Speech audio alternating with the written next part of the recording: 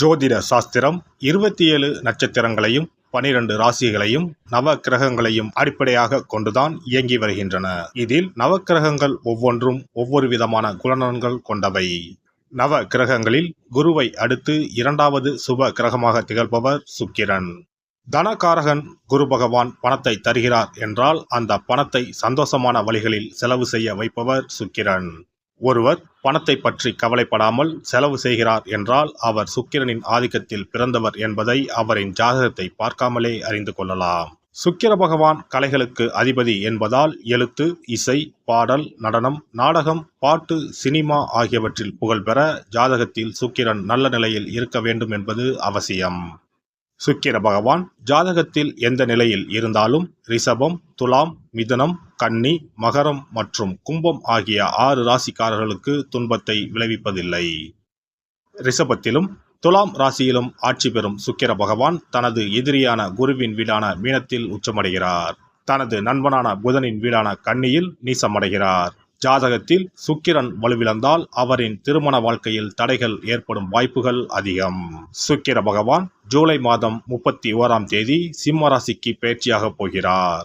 காதல் கிரகமான சுக்கிர பகவான் நெருப்பு ராசியான சிம்மத்தில் புதனோடு கூட்டணி சேரப்போகிறார். ஜூலை மாதம் 31ஆம் தேதி இந்த சுக்கிர பயிற்சி நடைபெறுகிறது. ஆகஸ்ட் மாதம் 23ஆம் தேதி வரை சிம்மத்தில் சுக்கிர பகவான் சஞ்சரிப்பார். சுக்கிர பகவான் ஜூலை மாதம் இறுதியில் சிம்ம ராசியில் நுழைந்து புதனுடன் இணைய இருப்பதால் லட்சுமி நாராயண ராஜயோகம் உருவாகும். மேலும் ஆகஸ்ட் மாத மத்தியில் சூரியனும் சிம்ம ராசிக்கு வருவதால் சுக்கிராதித்ய ராஜயோகம் உருவாகும். புதன் சுக்கிரனோடு ஆட்சி பெற்ற சூரியனும் இணைவதால் உங்கள் ராசிக்கு என்ன பலன்கள் கிடைக்கப் போகிறது, எதில் எல்லாம் கவனமாக இருக்க வேண்டும் என்று பார்க்கலாம்.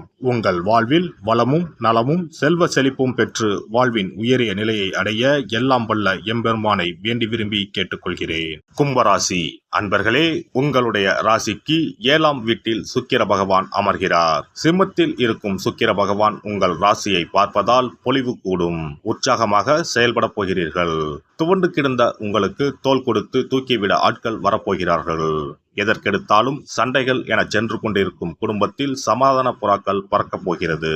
கும்பத்தை பொறுத்தவரை 4ஆம் வீட்டில் குரு இடப்பெயர்ச்சியை கொடுத்தாலும் 7ஆம் வீட்டில் இருக்கும் சுக்கிரன் உங்கள் ராசியை பார்ப்பதால் உங்களுடைய தேக ஆரோக்கியம் கூடும். அதே போல மற்றவர்களுக்கு முன்பாக நீங்கள் ஒரு ஸ்டார் போல தெரிவீர்கள். பண வரவு தாராளமாக இருக்கும். சுப செலவுகளும் ஏற்பட வாய்ப்புள்ளது. தொட்ட காரியங்கள் அனைத்தும் வெற்றிகரமாக முடியும்.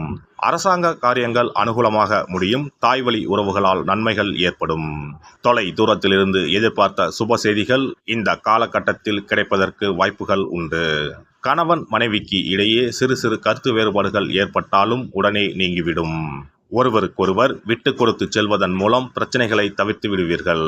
சிலருக்கு வீடு மனை வாங்கும் முயற்சி சாதகமாக முடியும். தந்தையின் உடல் ஆரோக்கியம் மேம்படும். சிலருக்கு குடும்பத்துடன் ஆன்மீக பயணங்கள் மேற்கொண்டு பிரசித்தி பெற்ற வெளிமாநில புண்ணிய ஸ்தலங்களை தரிசிக்கும் வாய்ப்புகள் ஏற்படும். வெளிநாடு செல்லும் முயற்சிகள் சாதகமாக முடியும். சிலருக்கு எதிர்பாராத பணவரவுக்கும் பொருள் சேர்க்கைக்கும் வாய்ப்புகள் உள்ளன. தந்தையின் மூலம் பணவரவுக்கு வாய்ப்புண்டு. தடைப்பட்டு கொண்டிருந்த குலதெய்வ பிரார்த்தனைகளை நிறைவேற்றுவீர்கள். பதவி உயர்வு கிடைக்கும். அலுவலகத்தில் உங்கள் செல்வாக்கு அதிகரிக்கும். கோரிக்கைகள் அனைத்தும் நிறைவேறும். சக ஊழியர்கள் உதவிகரமாக இருப்பார்கள். தொழிலதிபர்கள், வியாபாரிகள் சிறப்பான பலன்களை காணலாம். பணப்புழக்கம் நன்றாக இருக்கும். எதிர்பாராத பணவரவால் மனதில் மகிழ்ச்சி ஏற்படும். போட்டிகள் குறையும். பெண்கள் குடும்பத்தாரிடம் நன்மதிப்பை பெறுவர். அக்கம் பக்கத்தில் உள்ளவர்கள் அனுகூலமாக இருப்பார்கள். வேலைக்கு செல்லும் பெண்களுக்கு மகிழ்ச்சியான காலகட்டம் இதுவாகும். சுய தொழிலில் ஈடுபடும் பெண்களுக்கு தொழிலில் நல்ல முன்னேற்றம் உண்டாகும். சுக்கிர பகவானின் அருளை பெற கும்பகோணம் அருகே இருக்கும் சுக்கிரனுக்கு உரிய ஸ்தலமான கஞ்சனூர் சென்று வழிபட்டால் சிறப்பான பலன்களை பெறலாம். சென்னையில் இருப்பவர்கள் மாங்காட்டில் இருக்கும் வெள்ளீஸ்வரர் கோவிலுக்கோ மயிலாப்பூரில் இருக்கும் வெள்ளீஸ்வரர் கோவிலுக்கோ சென்று வழிபட்டால் சிறப்பான பலன்களை பெறலாம். இனி சுக்கிர பகவானின் அருளை முழுமையாக பெற வெள்ளிக்கிழமையில் செய்ய வேண்டிய வழிபாடு என்ன என்பதனை பற்றி காண்போம். வெள்ளிக்கிழமை என்பது தெய்வ வழிபாட்டிற்கு உரிய நாளாகும். அதிலும் குறிப்பாக மகாலட்சுமியை வழிபடுவதற்கு சிறப்பான கிழமையாக கருதப்படுகிறது. நமக்கு செல்வத்தை வாரி வழங்கக்கூடிய மகாலட்சுமி தேவியும் குபேரனும் நம்முடைய பூர்வ ஜென்ம கர்ம வினைக்கு ஏற்ப பலாபலன்களை கொடுக்கிறார்கள். அதை அனுபவிக்க செய்யும் பொறுப்பு சுக்கிர பகவான் பார்த்துக் கொள்கிறார். ஒருவர் செல்வந்தராக இருப்பதற்கு ஜாதகத்தில் சுக்கிரன் அருள் கட்டாயம் இருக்க வேண்டும். சுக்கிரனுடைய அருள் பெற வெள்ளிக்கிழமையில் சுக்கிரஹோரை வரும் நேரத்தில் இவ்வாறு வழிபாடு செய்தால் சுபபோக வாழ்க்கையை அனுபவிக்க முடியும். ஒருவருடைய ஜாதகத்தில் சுக்கிரன் நீச்சம் பெற்றால் உடல் ரீதியான ஆரோக்கிய ரீதியான பாதிப்புகள் ஏற்படும். சொத்து சுகங்கள் எவ்வளவு இருந்தாலும் அதை முழுமையாக அனுபவிக்க முடியாமல் செய்துவிடும். பெரிய பெரிய பணக்காரர்களை எடுத்துக்கொண்டால் அவர்களிடம் எவ்வளவு காசு கொட்டி கிடந்தாலும் சுக்கிர தசை இல்லை என்றால் அவ்வளவு பணமும் வீண் விரயமாகத்தான் போகும். குறிப்பாக மருத்துவ செலவுகள் செய்தே சொத்துக்கள் அழியும் நிலை வரும். இதற்கு சுக்கிர பகவானுடைய வழிபாடு நல்ல ஒரு பலனை கொடுக்கும். சுக்கிர பகவானுக்கு வெள்ளிக்கிழமை என்பது உரிய தினமாகும். சுக்கிரன் அருள் பெற வீட்டில் வெள்ளி பொருட்களை பயன்படுத்துவது நலமாகும். வெள்ளியில் சுக்கிரன் வசிப்பதாக ஐதீகம் உள்ளது. வெள்ளி பொருட்கள் கொண்டு பூஜை செய்தால் சகல சௌபாக்கியங்களும் உண்டாகும். சுக்கிர வழிபாடு செய்ய நினைப்பவர்கள் காலை 6 மணி முதல் 7 மணி வரையிலான காலம் சுக்கிரஹோரை ஆகும். அதனை தவறவிட்டால் மதியம் 1 மணி முதல் 2 மணி வரை சுக்கிரஹோரை நிகழ்கின்றது. அதையும் தவறவிட்டால் இரவு 8 மணி முதல் 9 மணி வரையிலான சுக்கிரஹோரை நேரத்தில் வழிபாடுகள் செய்து பயன்பெறலாம். இவற்றில் காலை 6 மணி முதல் 7 மணி வரையிலான முதல் சுக்கிரஹோரையில் சுக்கிர வழிபாடு செய்வது சிறப்பான பலன்களை கொடுக்கும்.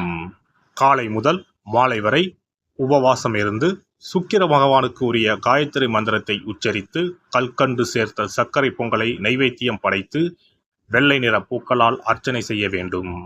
சுக்கிர தசை நடப்பவர்களும் சுக்கிரன் நீச்சம் பெற்ற ஜாதகக்காரர்களும் இந்த வழிபாடு செய்வது சிறப்பான பலன்களை கொடுக்கும். சுக்கிர தசை நடக்கும் பொழுது சுக்கிர வழிபாடு செய்து வர வருமானத்தை சுகமான வாழ்க்கை வாழ்வதற்கு உரிய வகையில் பயணிக்க செய்யும். வீடு நிலம் வாங்குவது, ஆடம்பர பொருட்கள் சொத்துக்கள் போன்றவற்றை வாங்க வைக்கும். அதுவே சுக்கிரன் நீசம் பெற்ற காலத்தில் இந்த வழிபாடு செய்பவர்களுக்கு வீண் விரயங்கள் இல்லாமல் ஓரளவிற்கு வறுமையிலிருந்து பிழைக்கச் செய்யும். வெள்ளிக்கிழமையில் நவக்கிரக கோவிலுக்கு சென்று சுக்கிர பகவானுக்கு வெள்ளை வஸ்திரம் சாற்றி வழிபாடு செய்யலாம். வெள்ளை நிற நைவேத்தியங்கள் தயார் செய்து கோவிலில் வரும் பக்தர்களுக்கு தானம் செய்யலாம். இவ்வாறு செய்து வர சுக்கிரனின் முழு அருளும் கிடைக்கப் பெற்று வாழ்வில் உயரிய நிலையை அடைவீர்கள். எல்லாம் வல்ல இறையருளால் நீங்களும் உங்கள் அன்பு குடும்பமும் உடல் நலம், நீலாயுள், நிறை செல்வம், உயர் புகழ், மெய்ஞானம் ஓங்கி வாழ்க வளமுடன். இந்த வீடியோ பதிவு உங்களுக்கு பிடித்திருந்தால் லைக் பண்ணுங்க, கமெண்ட் பண்ணுங்க, ஷேர் பண்ணுங்க, மறக்காம சப்ஸ்கிரைப் பண்ணுங்க, பக்கத்துல இருக்கிற பெல் பட்டனை கிளிக் பண்ணுங்க. நன்றி, வணக்கம். ஓம் நமச்சிவாய, சிவாய நம.